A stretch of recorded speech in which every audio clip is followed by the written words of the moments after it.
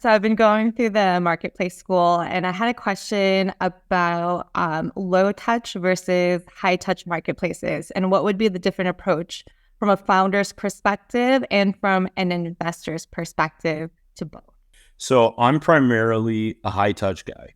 I think early on, this is why you need grinders who are willing to go and work the hours and put the time in, because I think the only way you can get away with low touch is if you are certain that you can build as strong of a relationship on it. Now, I don't want to confuse low and high touch with I got lazy people and they don't want to do anything, right? When I think of high touch, I think of it as in-person involvement. I think of it as you look at your customer acquisition costs and you expect there to be, let's just say, months of development around that, and it's much less of a volume game.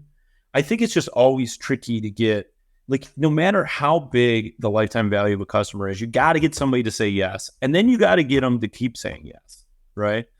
So I think of it very much as this like engagement period early on where you want to keep working with them. So like for me, I really stay away from low touch, high volume, low LTV type situations because I just don't think that, I think that goes immediately and directly against all the things that make marketplaces great, which is building relationships, building a place where I don't need to have a relationship with you, Amantha. I just know because you're here, you're a good person. So I trust the relationship.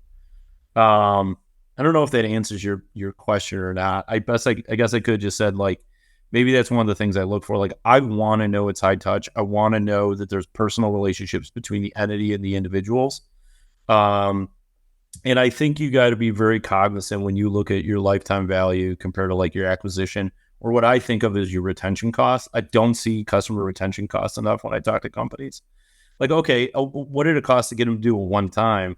It's entirely different than what's it cost to get them to be a raving fan.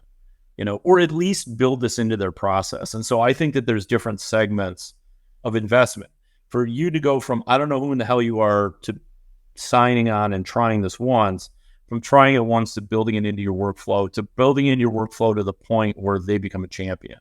And so I think high touch is just how deep down that path you end up going, which they end up becoming the core, the whole 80-20, was it Pareto principle?